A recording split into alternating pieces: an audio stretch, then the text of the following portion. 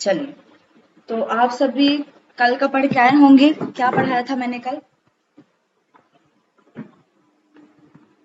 Variants of teaching.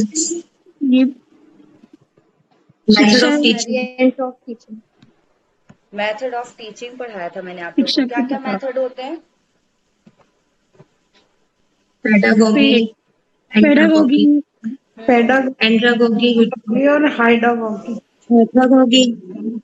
प्यूटागोगी से क्या समझते हैं आप सभी? मैम किससे मैं सेल्फ आंसर सेल्फ क्वेश्चन प्यूटागोगी से करके। एक एक करके मैम ये बताएंगे एक्सपर्ट सब। लेवल पर होता है। मैम खुद आपकी ही आवाज प्रॉब्लम। नहीं आ रही। आवाज नहीं आ रही है सभी को? मैम आ रही है।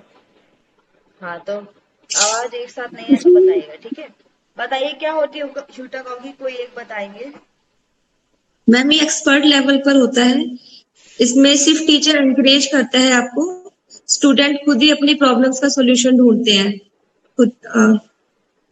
सेल्फ सेंटर्ड होता सेल्फ क्वेश्चंस होते हैं, सेल्फ आंसर्ड होते हैं। You can choose your Yes, ma'am. Assignment by your own, you can learn things by your own.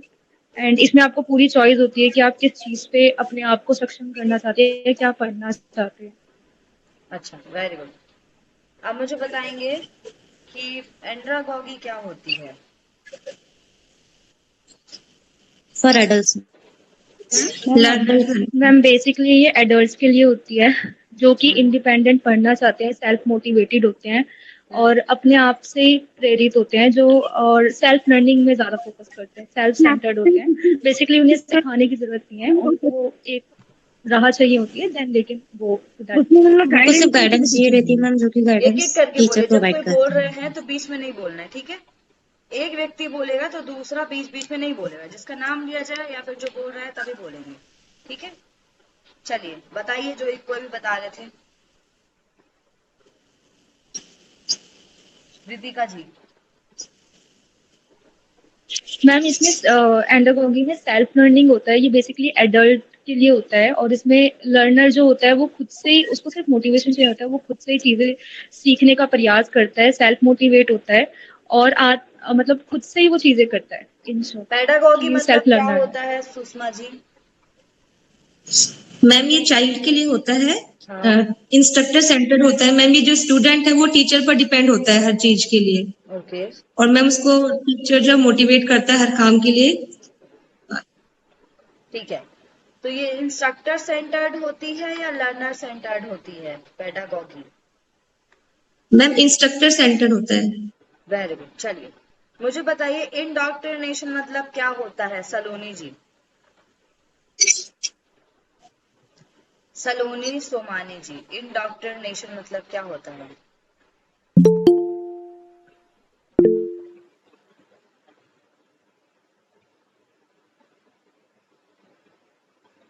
Indoctrination मतलब क्या होता है भाई?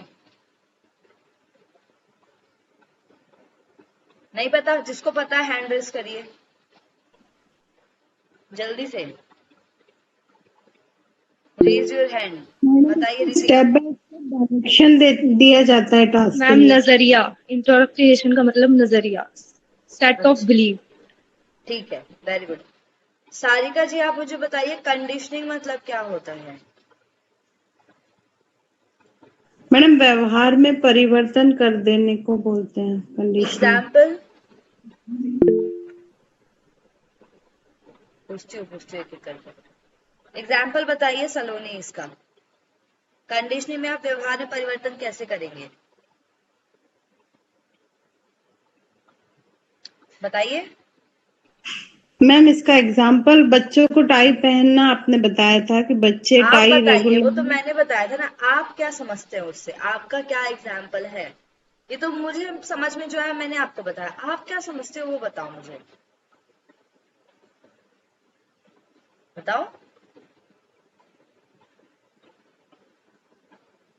कंडीशनिंग का एक बहुत अच्छा एग्जाम्पल है। आप जब योग में जाते होगे, जैसे मेरा हम बताते। चलिए रितिका जी बताना चाहती हैं, इसके बाद बता देना। मैं मैम जैसे कि आर्मी आप एग्जांपल ले सकते हैं, आर्मी में हम लोग अपने बिहेवियर को भी डेवलप करते हैं अपनी फिजिकल स्ट्रेंथ के साथ। तो I think army is the best example for the conditioning. Very good. और एक चीज आप यही बोल सकते हैं कि आप जब कोई चीज सीख रहे हो या आपको जो सिखाई जाती है वो आपके व्यवहार में आ जाती है। पहले तो आप उसको जबरदस्ती सीख रहे होते हो, फिर वो चीजें आपके व्यवहार में आती है। जैसे कि डिसिप्लिन हो गया, जैसे कि हम ओम का उच्चारण करते हैं तो क्लास में जो लोग पढ़े होंगे जैसे डीएसवी में या फिर कहीं भी, तो रोज ओम का उच्चारण क्लास में होता है। तो एक हमारी कंडीशनिंग में ही वो चीज आ गई है, व्यवहार में ही, कि कोई भी क्लास स्टार्ट करेंगे तो हम गायत्री मंत्र करेंगे या ओम का उच्चारण करेंगे, ये हमारी कंडीशनिंग में ही आ गया। ठीक है, तो इस तरीके से व्यवहार में जो परिवर्तन ला दे। ठीक है, ट्रेनिंग मतलब क्या होता है प्रियंका जी?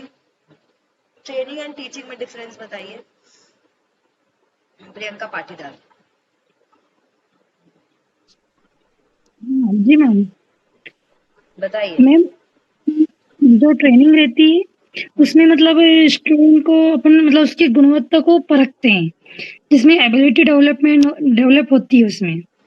अच्छा और अपने जो कार्य जो भी करते हैं उसका परीक्षण करते हैं उसमें अच्छा, ये ट्रेनिंग में। तो मुझे बताइए, ये मोर प्रैक्टिकल होती है या मोर थ्योरेटिकल होता है ट्रेनिंग?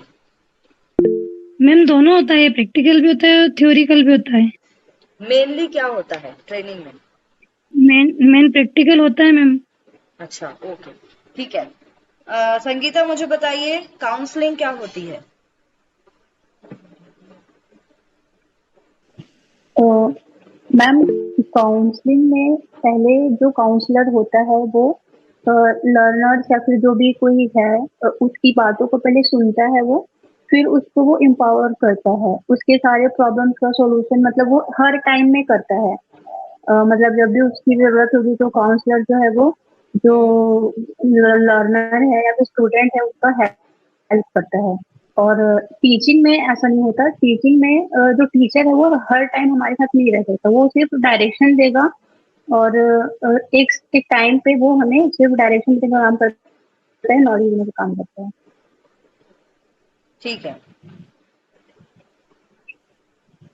चलिए तो आज हम पढ़ेंगे नया टॉपिक। ठीक है, मैं एक बार जो आप लोगों को मैंने पेडागॉगी और एंडागॉगी पढ़ाई थी उसको मैं हिंदी में आपको दिखा देती हूँ, हिंदी वाली बुक में क्या है। ठीक है, तो आपको समझ में आ जाएगा। ये बुक थोड़ा सा ब्लर है, आई थिंक आपको दिख नहीं रहा होगा, लेकिन जब आप इस तरीके से केवीएस मैदान की हिंदी वाली बुक लोगे तो इसमें शिक्षण अभिवृत्ति टीचिंग एप्टीट्यूड के अंदर आपको यहाँ पर मिलेगा अप्रोचेस। ठीक है, बेसिक टीचिंग मेथड या फिर मूलभूत शिक्षण प्रतिरूप में आपको मिलेंगे कौन कौन से। तो पहला इसमें 2 ही दिया हुआ है, इसमें हुटागोगी के बारे में नहीं बताया गया, लेकिन आप इंग्लिश वाले पढ़ोगे या हिंदी का न्यू एडिशन होगा, ये तो मेरे पास पुराना एडिशन है, न्यू एडिशन होगा तो उसमें आपको हुटागोगी शायद मिल जाए। ठीक है, तो इसमें भी टीचिंग के बेसिक मॉडल्स बताए गए हैं। ठीक है, जिसमें आपका पहला मॉडल है प्रशिक्षक केंद्रित, जिसको हम टीचर सेंटर्ड या इंस्ट्रक्टर सेंटर्ड कह सकते हैं। ठीक है, और इसको ही हम क्या बोलेंगे, जल्दी बताइए, प्रशिक्षक केंद्रित को ही बताओ भाई। पेडागोगी। पेडागॉगी। ठीक है, और दूसरा है शिक्षार्थी केंद्रित, इसको क्या बोलेंगे हम? एंड्रागोगी। ठीक है, इसी के बारे में यहाँ पर लिखा हुआ है। पहला होता है प्रशिक्षक केंद्रित दृष्टिकोण, जिसको हम पेडागॉगिकल अप्रोच कहते हैं। इसमें लिखा हुआ है यह शिक्षण का परंपरागत दृष्टिकोण है, ये परंपरापूर्ण चलते आ रहा है। इसमें शिक्षक का शिक्षण अभिगम प्रक्रिया गति सामग्री प्रवृत्ति का पूर्ण नियंत्रण है, मतलब शिक्षक जो है वही सारी चीजों पर नियंत्रण करता है। शिक्षार्थी सीखने के लिए पूर्णतः शिक्षण पर आश्रित होता है, जो मैंने आपको बता दिया था। यह तय करना पूर्ण रूप से शिक्षक का दायित्व होता है कि क्या सीखना है, कैसे सीखना है। मैंने आपको बताया था how to learn, what to learn, ये सब टीचर बताता है। शिक्षक छात्रों के सीखने की प्रक्रिया का मूल्यांकन करते हैं, वही जो भी बच्चा सीखता है उसका मूल्यांकन टेस्ट सीरीज के द्वारा ये सब कुछ करके करते हैं। मैम आपकी स्क्रीन शो नहीं हो रही है। क्या क्या? स्क्रीन शो नहीं, मैम आपकी स्क्रीन शो नहीं हो रही है। स्क्रीन आप अच्छा, स्क्रीन पे दिखा रहे हैं क्या? सॉरी, हाँ सॉरी फॉर दैट, एक सेकेंड। हाँ कहाँ गया?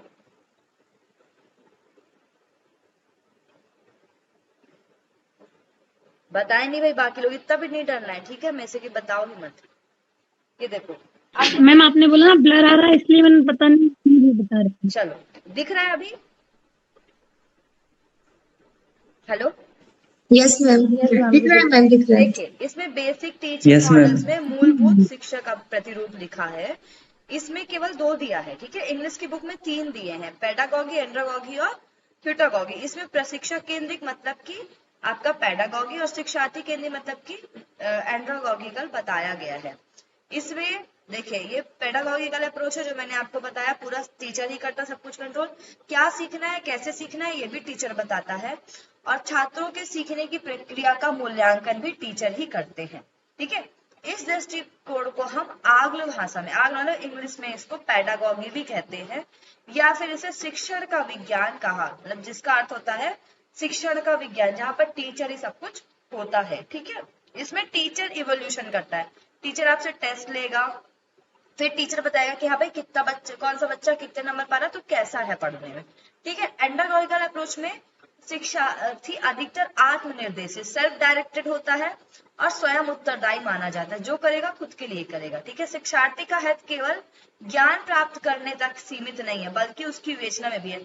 इसमें शिक्षार्थी या जो स्टूडेंट है उसका मेन जो व्यू है वो केवल नॉलेज गेन नहीं करना बल्कि उस नॉलेज को क्रिटिसाइज करना भी है, उसके अंदर क्या क्या चीजें उसको समझना है, उसको प्रैक्टिकली अप्लाई करना भी होता है। अब इसमें मैं आपको भले जितना पढ़ा दूं लेकिन ये स्वयं निर्धारित होता है कि बच्चा कितनी गति से क्या क्या पढ़ना चाहता है। जो बच्चा ये चाहता है कि भाई मुझे इसी साल GRS निकालना है, वो एकदम कम टाइम में भी ज्यादा पढ़ेगा और ज्यादा निकालेगा। आप कुछ सोच रहे होंगे अरे हो गया, उम्र तो है, देते रहेंगे जिंदगी भर, तो वो एक दिन में 1 ही घंटे देगा, है ना। तो वो आपके ऊपर डिपेंड है कि आप कितने टाइम पे क्या क्या करना चाहते हो। शिक्षक का कार्य सीखने के लिए मार्गदर्शन और सुगम वातावरण तैयार करना है, ठीक है। तो शिक्षक क्या करता है, बस यहाँ पर एक मार्गदर्शन देता है आपको और एक वातावरण तैयार करता है, बाकी कुछ नहीं करता। और इसमें व्यक्ति स्वमूल्यांकन करता है, सेल्फ डायरेक्टेड रहता है, ये आप लोग याद रखना। इन दोनों के बीच में बताया गया कि व्यवहारिक रूप में शिक्षण समाज और काल के अनुरूप इन दोनों के बीच कहीं होता है, मतलब कि व्यवहारिक रूप से बच्चा जब दोनों चीज से सीखता है तभी आगे बढ़ पाता है, ठीक है। इतना समझ में आया? Yes ma'am. ठीक है, यस मैम। Yes ma'am. चलिए। तो हिंदी में बुक भी मैं ये वाली भेज दूंगी, वैसे आप लोग के पास होगी बुक, है सभी के पास? यस मैम है। जी मैम यस है। मैम। चलो, मैम हमारे पास मैम नहीं, हमारे मेरे पास भी नहीं है, प्लीज तो केवीएस मदान की बुक आप लोग मंगा लीजिएगा, ठीक है। आवाज आ रही है? केवीएस मदान की हिंदी वाली बुक मंगाना मैम है, एक अनिमेश और ज्योति जी जो मैम भी है। हाँ, केवीएस मदान हिंदी वाली बुक, ठीक है। ग्रुप में डाल दीजिएगा प्लीज। हाँ ठीक है, और मैं ये PDF भी आपको भेज दूंगी, ठीक है। Okay ma'am. अब हम पढ़ते हैं आगे। मैं इस जो पढ़ा रही हूँ अभी ये, इसको मैं आपको हिंदी में भी दिखाऊंगी, ठीक है। तो आज हम पढ़ने जाने वाले हैं different level of teaching. Different level of teaching मतलब शिक्षण के विभिन्न स्तर कौन कौन से होते हैं हमारे। तो मैं पहले आपको हिंदी में समझा देती हूँ, फिर मैं आपको इसको इंग्लिश में बता दूंगी, ठीक है। मैं पहले इंग्लिश में समझाती फिर हिंदी में बताऊंगी तो समझ में आएगा। तो पहले इंग्लिश में पढ़ते हैं, ठीक है। चलिए, तो शिक्षण के विभिन्न स्तर हम पढ़ रहे हैं, डिफरेंट लेवल ऑफ टीचिंग। तो ये जो टीचिंग है takes place at 3 level, 3 level पर ये काम करता है, ठीक है। प्रोग्रेसिव बाय मॉरिस एल्व, जो मॉरिस है एक तरीके के एजुकेटर है, उन्होंने बोला था कि जो भी टीचिंग हम करते हैं, जो भी शिक्षण हम लेते हैं, वो 3 तरीके से प्रोग्रेसिवली वर्क करता है, एक एक करके प्रतिक्रिया बढ़ते जाती है। सबसे पहला जो टीचिंग का लेवल होता है वो होता है मेमोरी लेवल ऑफ टीचिंग, ठीक है। मेमोरी लेवल मतलब जब मैं आपको कोई चीज पढ़ाती हूँ तो अगर आप, जैसे मैंने आपको कल पढ़ाया, ठीक है, आपको चीजें नहीं भी समझ में आ रही होंगी लेकिन आपके दिमाग में ये रहेगा कि मैम ने कल मेथड ऑफ टीचिंग पढ़ाया था, आपके दिमाग में। तो जब भी हम टीचिंग की बात करते हैं तो सबसे पहले जो चीज काम करता है that is memory level of teaching, और इसके बारे में हर्बर्ट ने बताया था। तो मैंने यहाँ पर शॉर्ट में आप देख रहे होंगे, आपको डायग्राम बना हुआ दिख रहा होगा, ये मेमोरी लेवल है और यहाँ पर मैंने H लिखा है, ठीक है। H मतलब हर्बर्ट होता है यहाँ पर, फिर यहाँ पर M लिखा है आपका और फिर से H लिखा, मतलब HMH। अब ऊपर वाला H जो है मेमोरी लेवल का, उसको हर्बर्ट बोलते हैं। तो हर्बर्ट ने ये दिए थे और ये क्वेश्चन पूछा गया है, ठीक है। 3 साल पहले ये क्वेश्चन आया है, तो आप लोग याद रखिएगा। Herbert is the main proponent of memory level of teaching, ये मेमोरी लेवल के लिए मेन इन्होंने बताया था। ये सबसे इनिशियल स्टेज होती है टीचिंग की, सबसे पहली स्टेज होती है जब हम टीचिंग करते हैं। It induce the habit of rote memorisation of fact, ये क्या करता है कि कोई भी चीज को रटना हम बोल सकते हैं, या बाइट ऑफ इंफॉर्मेशन। जब हम कोई चीज रटते हैं, जरूरी नहीं है आपको सारी चीजें समझ में आए। मैंने मान लो आपको कल पेडागॉगी और एंडागॉगी बताया, आप लोग को समझ में नहीं आ रहा लेकिन आपने रट लिया है वो, तो भी आप मुझे बताओ रटे कैसे हो, क्योंकि उसको आपने अपने मेमोरी में डाल के रखा है। तो इसमें बोला गया इसको हम रोट मेमोराइजेशन कहते हैं फैक्ट को। माइक जिनका ऑन है प्लीज माइक ऑफ रखेंगे, ठीक है। जब बोला जाए स्थिति जन्य तभी माइक ऑन करना है, ठीक है। आवाज नहीं आए तो पहले मैसेज में कंफर्म कर लीजिएगा कि सबको नहीं आ रही है क्या, उसके बाद मुझे बताइएगा, ठीक है। चलिए अब हम बात करते हैं नेक्स्ट, ठीक है। चलिए तो रोट मेमोराइजेशन मतलब कि बच्चा इसमें रट्टा मार के चीजों को कोई भी फैक्ट को सीखता है या बाइट्स ऑफ इन्फॉर्मेशन थोड़ी सी इन्फॉर्मेशन गेन करता है। The teaching learning process is basically stimulus response. Stimulus response मतलब कि जो भी चीजें आपको दिखाई जाएंगे, रिस्पॉन्स मतलब जो स्टिमुलस मतलब जो आपको उद्दीप्त कर दे या उद्दीपक बोलते हैं। जैसे कि पानीपुरी की दुकान में लड़कियां जाती, पानीपुरी दूर से दिखती है, लार आने लग जाती, बस अब खाना है, ठीक है। या फिर गुलाब जामुन दिख के, तो हमारा स्टिमुलस के जो रिस्पॉन्स आता है वो बेसिकली काम करता है। जैसे कि मैंने आपको बताया था कि हमारे सेट ऑफ बिलीफ बन गए हैं कि भाई हम मंदिर जाएंगे, भगवान को देखेंगे और हाथ जोड़ लेंगे। तो भगवान क्या है, स्टिमुलस है। रिस्पॉन्स क्या है हमारा कि हम हाथ जोड़ रहे हैं। तो ये चीजें भले हमें अंडरस्टैंड हो या ना हो कि क्यों जोड़ रही, लेकिन हमारे मेमोरी में क्या डाल देगी, बेटा मंदिर दिखे तो हाथ जोड़ना है। तो ये जो टीचिंग लर्निंग प्रोसेस होती है बेसिकली स्टिमुलस रिस्पॉन्स होती है, ठीक है। It enables the learner to retain and also reproduce the learned material wherever required। ये बताती है लर्नर को। अब जैसे मैं आप लोग को सब पढ़ा दूंगी, आप इसको तब तक नहीं पढ़ोगे। अब देखो आपके पास 20 यूनिट है, ठीक है। आज टीचिंग पढ़ रहे हैं हम और मैम आपको पढ़ा रही है, ईशा मैम दो सब्जेक्ट। अभी आपको जब तक हम पढ़ाएंगे तब तक याद रहेगा, ठीक है। लेकिन आप बीच में एकदम भूल जाओ कब पढ़ा था, टीचिंग नहीं पता। अब आपको कब याद आएगा ये, जब तक हम टेस्ट लेते रहेंगे, ठीक है। अचानक से मैं आपको बोल दूं कि भाई आज आपका टेस्ट है, तब आप उस चीज को याद करने की कोशिश करोगे, या फिर आप जब एग्जाम दोगे तब लर्न करने की कोशिश करोगे। तो मेमोरी में चीजें हम क्यों डालते हैं कि जब हमें रिक्वायर हो तब वो हमें समझ में आ जाए या हम लिख सके, भले उसका मतलब समझ में आए ना आए। बहुत से लोग ऐसे होते हैं, मंत्र हम लिखते हैं ना, हठ योग में लिखते हैं, आप पतंजलि उसमें मंत्र का मतलब नहीं पता होता हमको कि मंत्र एग्जैक्टली क्या मीनिंग है एक एक वर्ड, लेकिन हम लिख देते हैं क्योंकि हमने पढ़ा है भाई, ठीक है। तो हम बस लिख देते हैं। तो इसका मेन काम होता है कि बच्चा रिटेन करे चीजों को और रिप्रोड्यूस करे दोबारा जब इसकी जरूरत पड़े। The evolution system mainly include, इसमें जब हम मूल्यांकन करते हैं बच्चों का या एवोल्यूशन करते हैं तो देखते हैं उसका ओरल इंटरव्यू लेके। जैसे मैंने आप लोग को अचानक से पूछ लिया भाई पेडागॉजी क्या होता है, तो मैंने ओरल आपको पूछा कि मैं देख रही हूँ आपकी मेमोरी में वो चीज है या नहीं है। रिटन आपके में टेस्ट ले सकती हूँ या ऐसे टाइप एग्जामिनेशन लिया जाता है आपका एवोल्यूशन करने के लिए कि आपको चीजें आपकी मेमोरी में गई है या नहीं गई है, ठीक है। अब जब किसी की गुड मेमोरी की बात करते हैं तो good memory include rapidity in learning. Rapidity मतलब कि आप जितने बार आपसे पूछ रहे हैं आपके पास दिमाग में वो चीज रहे, स्टेबल रहे। अब ये नहीं कि अभी पढ़ लिया टीचिंग फिर कल रिसर्च पढ़ेंगे परसों टीचिंग भूल गए, ऐसा नहीं होना। अभी आप पढ़ रहे हैं तो आपको कहीं ना कहीं वो चीजें याद रहे। जैसे हम ABCD तो नहीं भूले ना अभी तक, बचपन में सबसे पहले हमारी मेमोरी में ABCD डाला गया था ना, हम नहीं भूले ना अभी तक, है ना। रितु सिन्हा जी आप बहुत लेट जुड़े हो, ठीक है।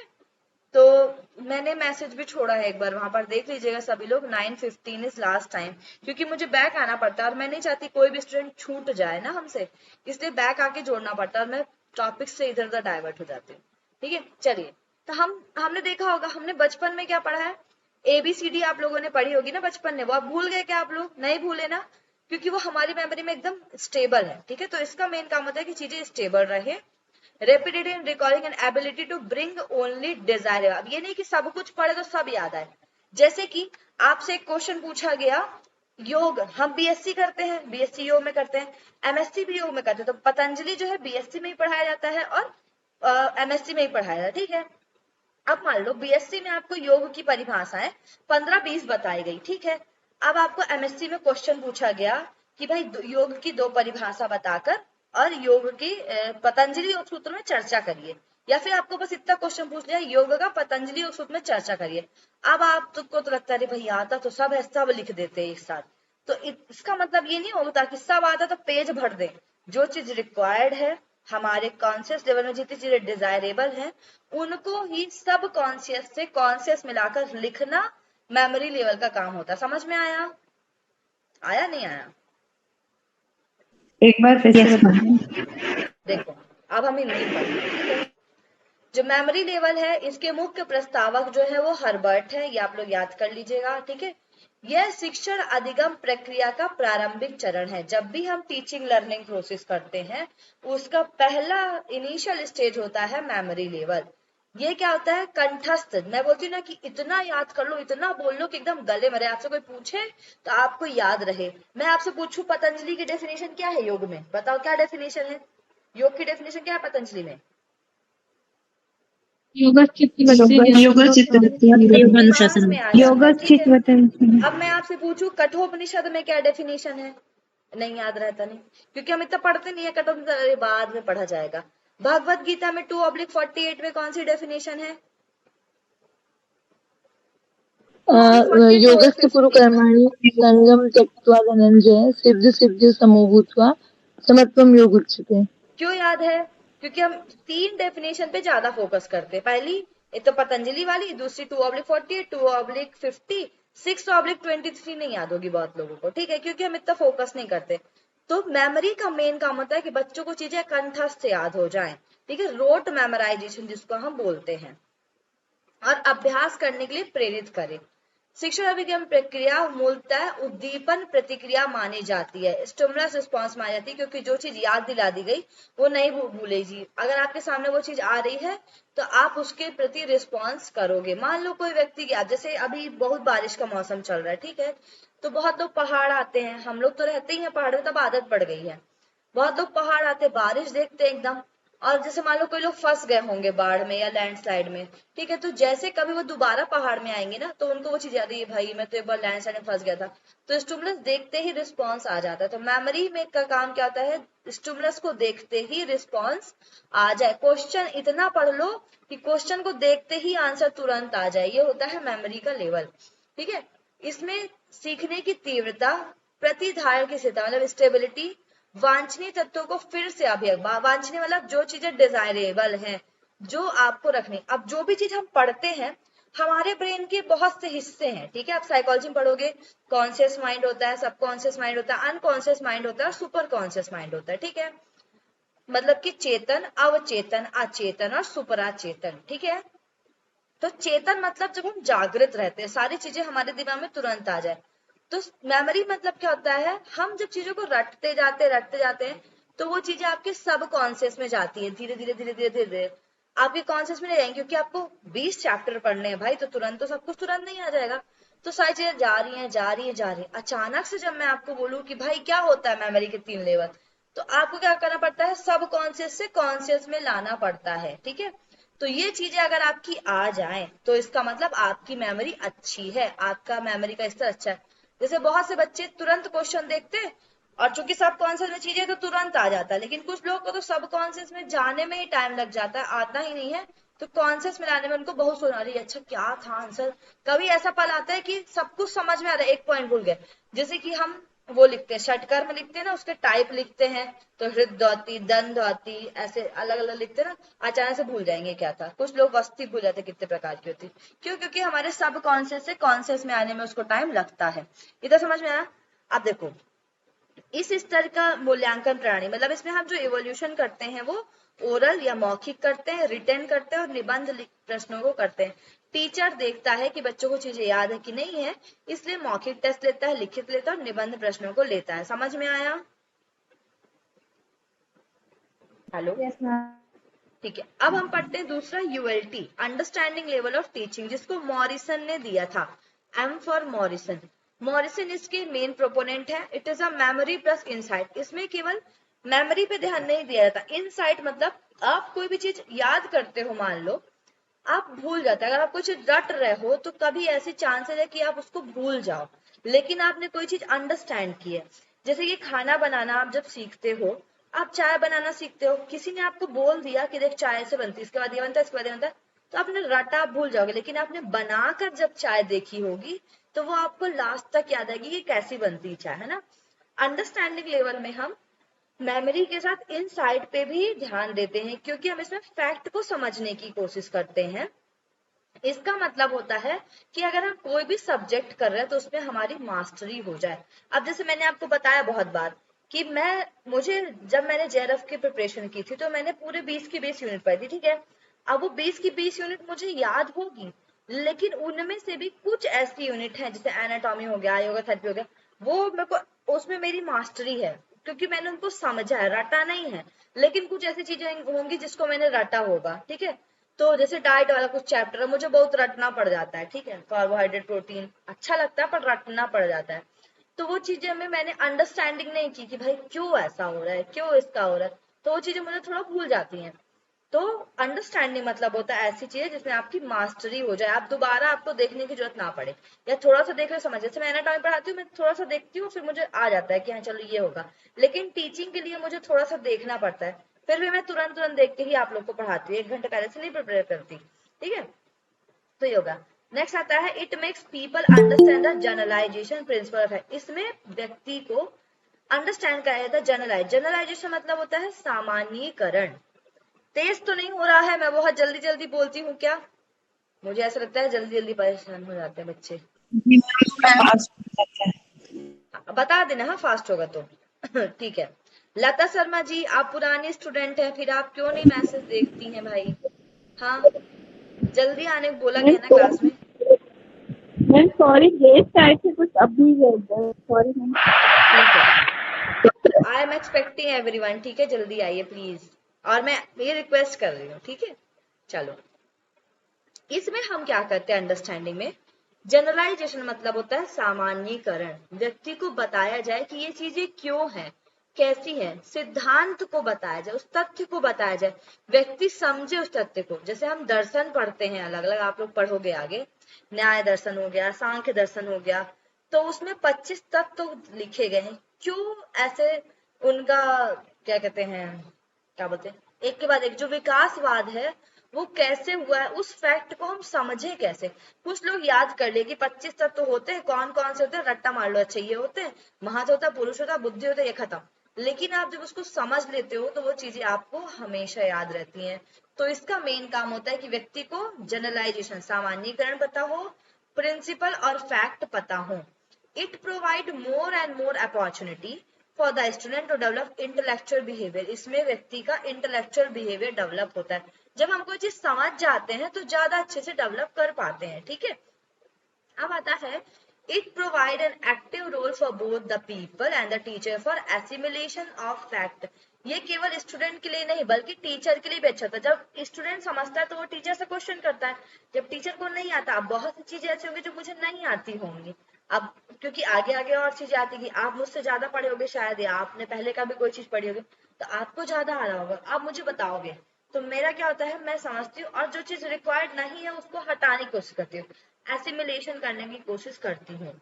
The evaluation system mainly include both essay and objective type question। इसमें हम essay और objective type question देखते हैं, इसीलिए जब हम बड़े लेवल पे जाते हैं तो हम जनरली लिखने की बजाय ऑब्जेक्टिव टाइप क्वेश्चन कराए जाते हैं आपसे, ठीक है। हिंदी में एक बार देख लेंगे, बस पढ़ूंगी हिंदी में, मतलब वही है धराधर, ठीक है।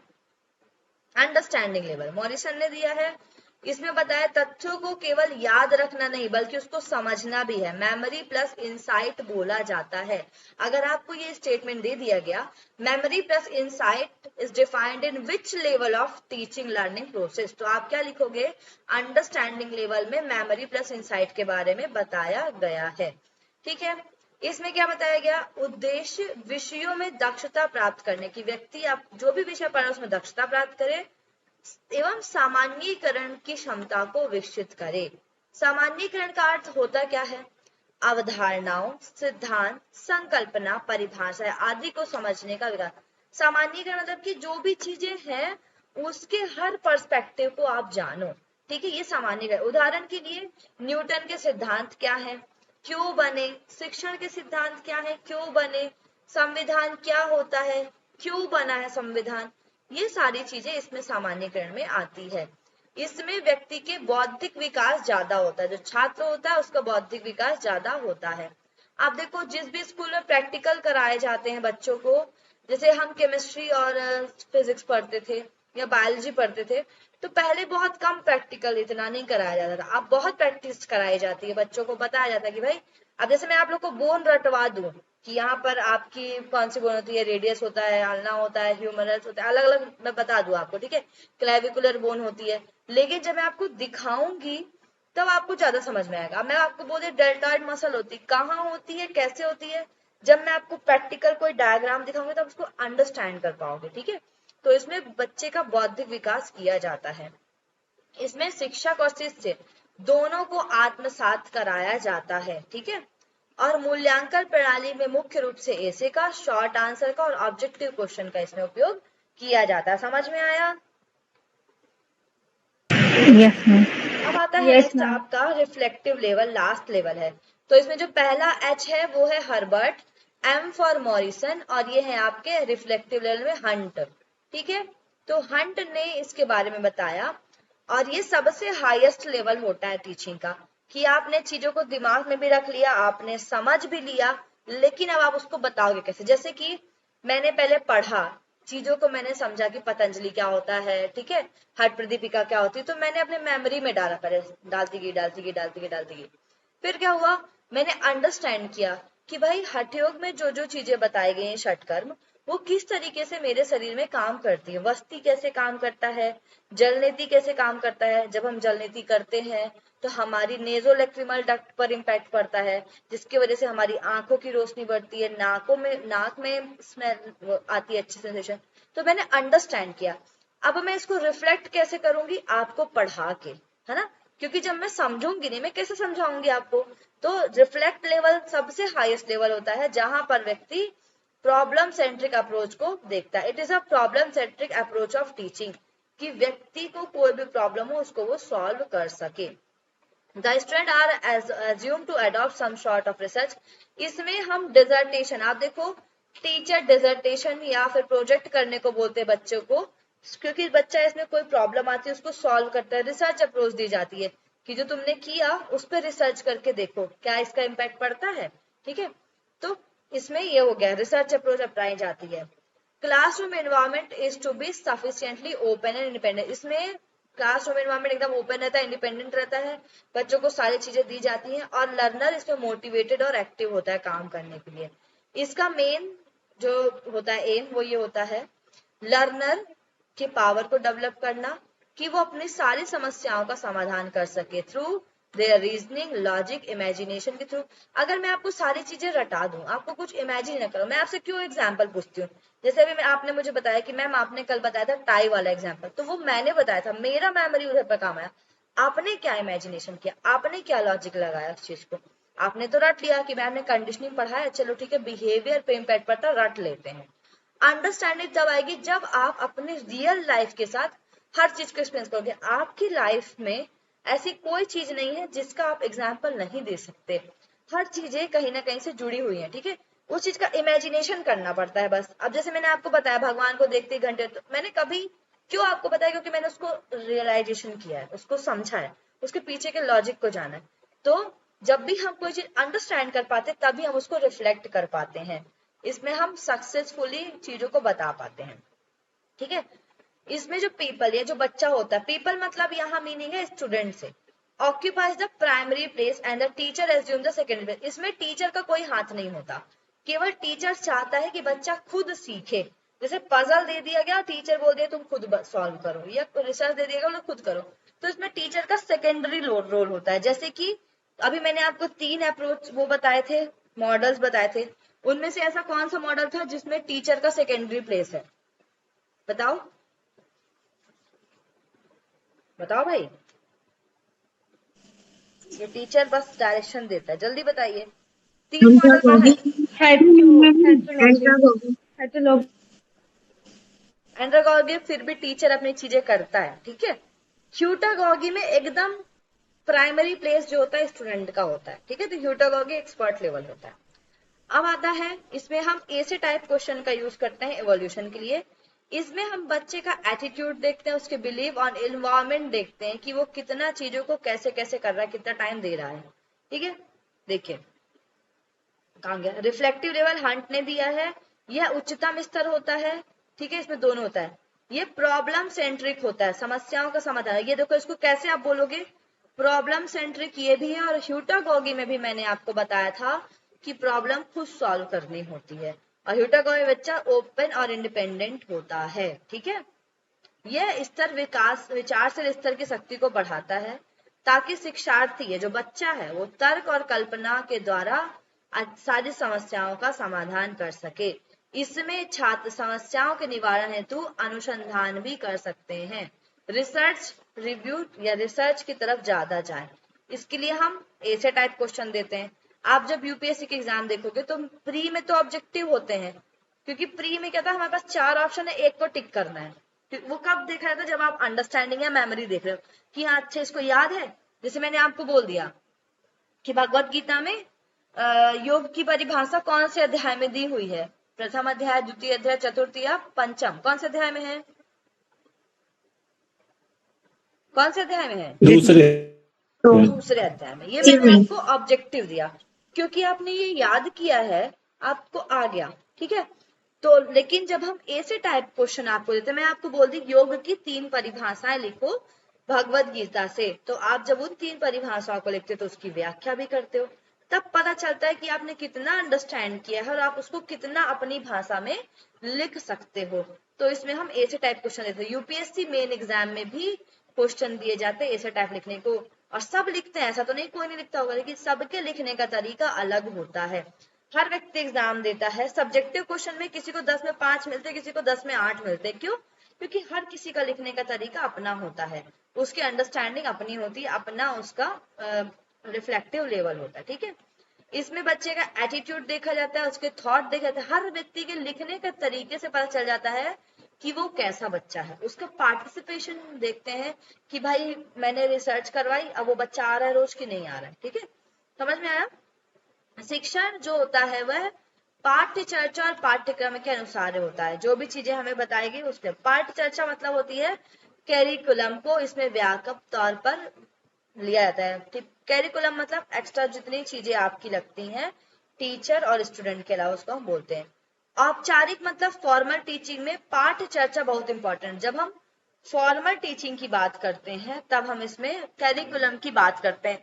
जितना अच्छा आपका सब्जेक्ट मैटर होगा उतने अच्छे आप बन पाओगे। ठीक है, इतना समझ में आया भाई? Hello, yes ma'am. Yes ma'am. अब मैं आपको थोड़ा सा सिलेबस और कैरिकुलम के बारे में डिफरेंस बताती हूँ, बाकी ये मैंने इंग्लिश वाले में नहीं लिखा है। ठीक है, देखिए सिलेबस और कैरिकुलम दोनों डिफरेंट होते हैं। ठीक है, सिलेबस में आप चीजों को डिस्क्रिप्टिव लेवल पर लिखते हो, उसका नेचर डिस्क्रिप्टिव होता है, इसका इंस्ट्रक्टिव होता है। कैरिकुलर में आपकी एक्स्ट्रा एक्टिविटी जैसे कि आप प्रैक्टिकल कर रहे हो। ठीक है, जो सिलेबस होता है वो आपका नैरो होता है। जैसे कि मान लो आपके एमएससी में 4 सेमेस्टर हैं। ठीक है, आप 4 सेमेस्टर में पढ़ रहे हो, तो चारों सेमेस्टर में आपका एक सेमेस्टर में केवल पतंजलि है, एक में केवल हटियोगी में एनाटॉमी है, तो वो सिलेबस है। हर सेमेस्टर का अलग अलग सिलेबस है। लेकिन कैरिकुलम जो होता है वो ओवरऑल आपके चारों सेमेस्टर का मिलाकर होता है, ये वाइड होता है। ठीक है, और जो सिलेबस होता है वो परीक्षा बोर्ड कौन सेट करता है? परीक्षा बोर्ड इसको सेट करता है। सिलेबस को जो भी हमारे एग्जाम बोर्ड होते हैं वो इसको, कैरिकुलम को कौन सेट करती है? ये हमारी गवर्नमेंट या हायर अथॉरिटी सेट करती है कैरिकुलम की। बच्चा जैसे मैंने योग पढ़ा, अब आप देख रहे होगे सीबीसीएस चल रहा है सिस्टम, उसमें आपको लाइफ स्किल्स भी पढ़ाई जाती है, स्किल डेवलपमेंट प्रोग्राम कराते हैं, वो सारे आपके कैरिकुलर एक्टिविटीज कहलाते हैं। ठीक है, इसका टाइम स्पैन जो है निश्चित सामान्यता 1 वर्ष होती है। ठीक है, मतलब कि इसमें आपका कोई ना कोई समय होता है। जैसे मैंने अभी आपको बताया कि 4 सेमेस्टर है, तो चारों सेमेस्टर के 6 महीने हैं, तो 6 महीने केवल आप इतना ही पढ़ोगे, नेक्स्ट 6 महीने ये पढ़ोगे, अगले नेक्स्ट 6 महीने पढ़ोगे। लेकिन कैरिकुलम कैसा नहीं है, पहले से लेकर लास्ट तक कुछ भी आप चेंज कर सकते हो। ठीक है, यूनिफॉर्मिटी मतलब इसमें हर टीचर, जैसे एनाटॉमी के टीचर अलग होंगे। ठीक है, इसमें आपका पतंजलि के टीचर अलग होंगे, हटियो के टीचर होंगे, लेकिन इसमें आपका ऐसा सब्जेक्ट होगा जिसको सारे टीचर पढ़ा सकते हैं, जैसे कि लाइफ स्किल सारे टीचर पढ़ा सकते हैं। तो ये कैरिकुलम और सिलेबस में थोड़ा सा डिफरेंस है, ये आप लोग पढ़ लीजिएगा, मैंने इंग्लिश वाले में नहीं डाला है। ठीक है, तो आज इतने में ही कंप्लीट करते हैं, कल मैं आप लोगों को ये पढ़ाऊंगी आगे। ठीक है, बची तो चीजें हैं बहुत सारी, ठीक है। हाँ भाई, जी मैम। ओके, समझ में कैरिकुलम आया? एक्टिविटीज लाइक जैसे स्कूल में गेमिंग पीरियड होता था, we can also count it in the curriculum activities. हाँ, ऐसे ही जैसे कि हम साथ साथ में सिलाई बुनाई सीख रहे हैं, स्पोर्ट्स सीख रहे हैं, ठीक है, that can be a curricular activity, ठीक है। समझ में आया भाई? Yes, ma'am. यस ठीक है, चलिए। और क्लास के समय मैं कुछ भी बोलूं, डांटूं, तो प्लीज आप उसको